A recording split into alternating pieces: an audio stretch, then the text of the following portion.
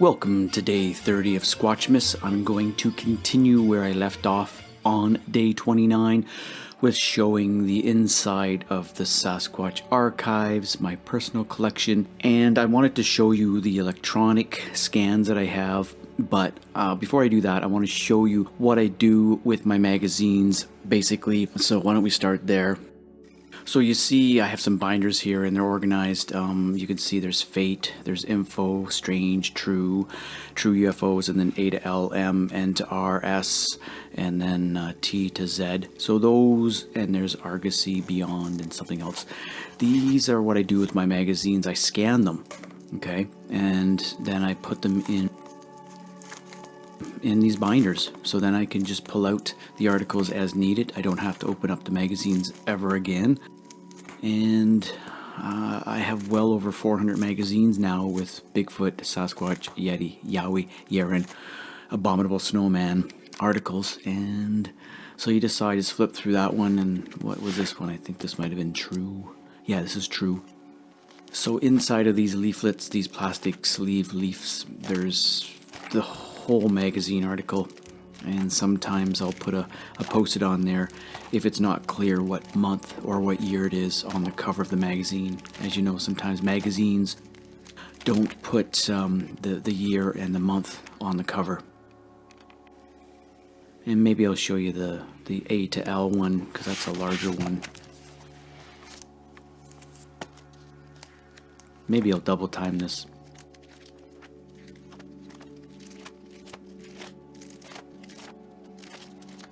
So there's you can see there's many in there.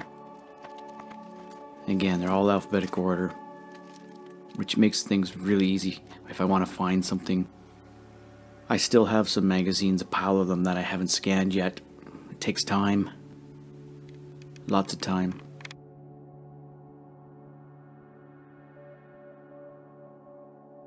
And then the original copies of the magazines are filed in vinyl sleeves with backer board. And I'm very careful with them.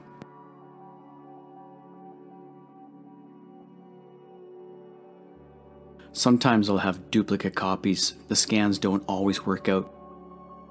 You can destroy a magazine scanning it because you try to flatten it and then the binding breaks on it and pages detach. So you have to be very careful. So sometimes I don't do a great scan, and I do have to look at the original. But anyways, why don't I show you the section on my computer where I show the magazines, the actual scans, and this is another way I can look at them. So I'm clicking on, and you can see here are most of my magazines. Again, some of them haven't been scanned yet, but this is definitely the vast majority of my magazine collection. And again, these all have Bigfoot, Sasquatch, Yeti, Yeren, whatever, Alma. They have articles in there. So I just clicked on, I guess was True, and you can see this is the December 59 issue of True. That one I have a few copies of, so that's why you saw a few different covers. Here's Argosy. So I have a lot of Argosy, and of course sometimes you buy collections and then there's no Bigfoot articles in some months, but I still scan them in case I ever want to sell them. This is the well-known 68 February Argosy issue, quite popular. So there are quite a few magazines there, and let's go over to my Bigfoot books. I have scanned, again, most of my Bigfoot books. Not all of them, but definitely most of them. And they're all alphabetical by author, and I'll put the year of publication, which edition it is. If I have multiple copies, I'll scan, not always, but I'll sometimes scan those, especially if they're signed or inscribed. Definitely different editions.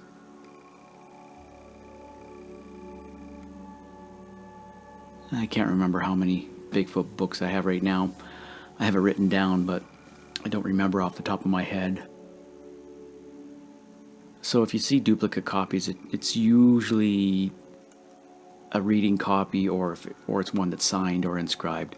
Let's go back, and what are these? Bigfoot DVD? No, that's something else. Bigfoot related, I think that's what it said. It's kind of blurry for me to see. Maybe I should put on my glasses, but they're not here.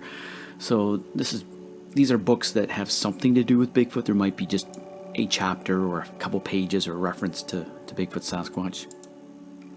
Here are most of my cryptozoology books. So anything to do with cryptids, not including Bigfoot, although some of these books do have sections on Bigfoot. And when they do, I just file them generally with the cryptozoology books. DVDs, VHS. I also scan the sleeves of those, sometimes the actual disc, because some of these are burned copies that aren't available truly on VHS or on disc. And as some of you may know, I just received a whole whack of VHS tapes. You probably saw the unboxing video. And what was this? I missed it. Oh, I think this might have been UFOs and mysteries. Oh, what else am I going to show here? Oh yeah, these are the mysteries. So of course, often when you're involved with Sasquatch study, you're also looking at other things that are relatively unknown. Newsletters. I've hardly scanned any newsletters because I've got hundreds of them, but they take a long time to scan. So I just need more time. Here's some things concerning Roger Patterson that are rare or unique. And let's see, where can I go now?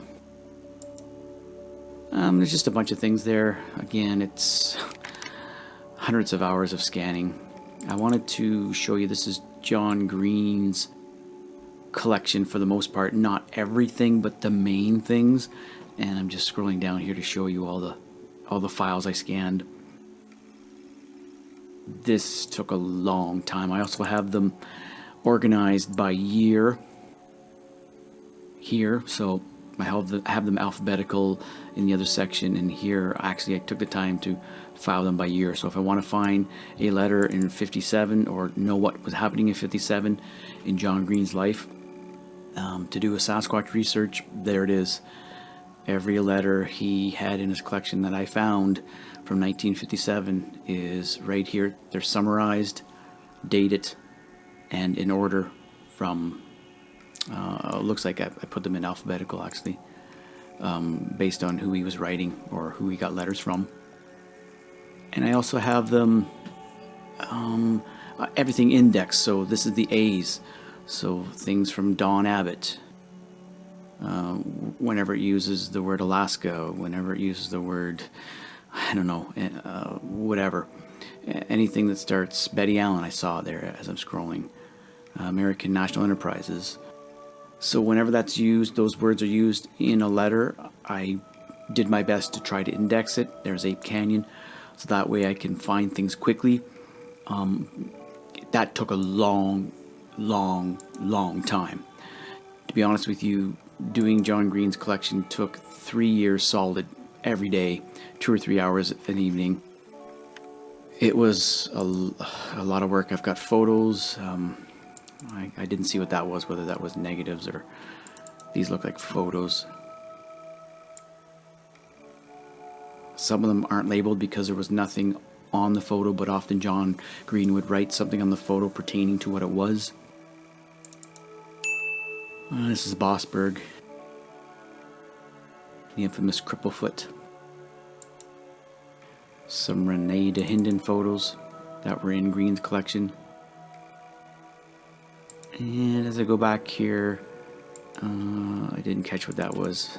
That might have been negatives or slides, because Green had photos, negatives, and slides. I think these are negatives, I think. Yeah, I just can't see. I'm too far away from the screen to see this.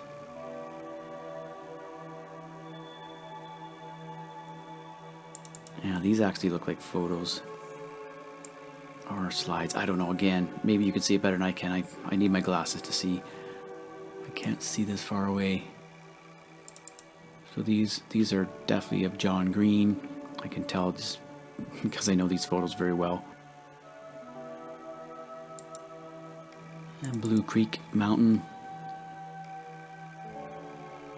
Unfortunately, a roll of film was lost at Don Abbott's house when Don Abbott's son opened up the camera and ruined the film. So that's unfortunate. And what did I click there? Okay, this was just showing you some letters. Oh, this is the Furman collection. John Furman. I've talked a lot about him. I'm fortunate to have his collection, his original letters. And again, I have them filed too and indexed. There was a lot less stuff in Furman's collection compared to Green's, but it still took a long time, and I was actually more thorough with the index because I'd done one before with all the Green stuff, so I got good at it. Indexing, that takes a long time. You've got to read each letter carefully and find the words, and wow, it's a huge undertaking. And I PDF'd all this too.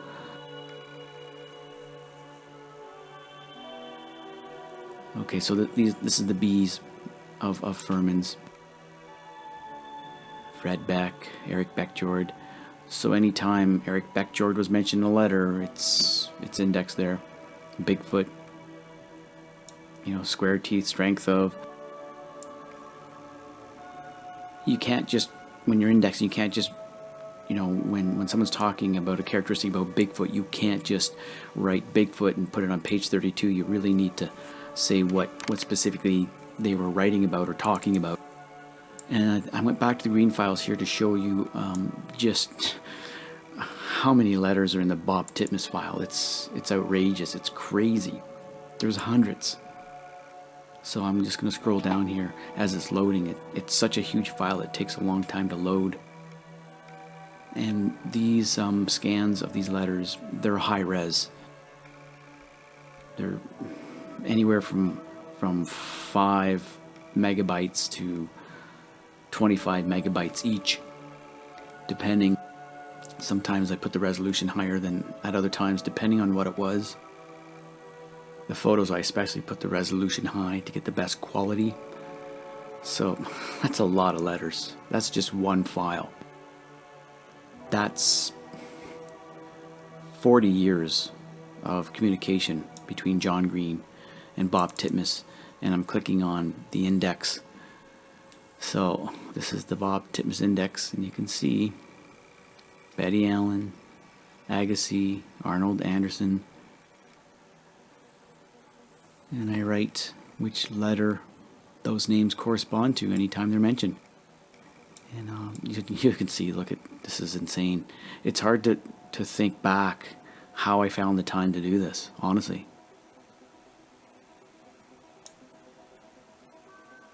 But I did it, and it's come in handy many times trying to find something. So I'm just scrolling back up. If you see something highlighted in green, it sometimes, depending on well, just sometimes it means I was doing something with that highlighted green. I might have been using it in a book I was working on, or it's just some sort of reference. Sometimes I would highlight sensitive stuff that should be kind of left. But there you go. You get a taste of the Sasquatch archives, what it involves. And again, I feel blessed that I have this stuff, and I'm taking my time to share it with the world. There's just a lot. There's only so many hours in the day, so things are coming out slowly but surely. Hang in there, and there's as you know, there's over 250, I think, VHS tapes that I have to go through, and I have to transfer those. So that's going to be a huge undertaking, but I'm looking forward to sharing that with everyone. I hope that you all have a wonderful new year, and there's one more video to come, and it's kind of a neat one, so come by tomorrow, and I hope you enjoy that. Stay safe.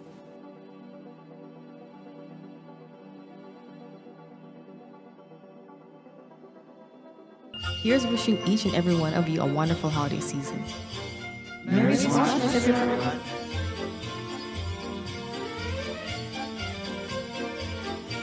Please support this channel by subscribing and leaving comments. Stay well, stay safe.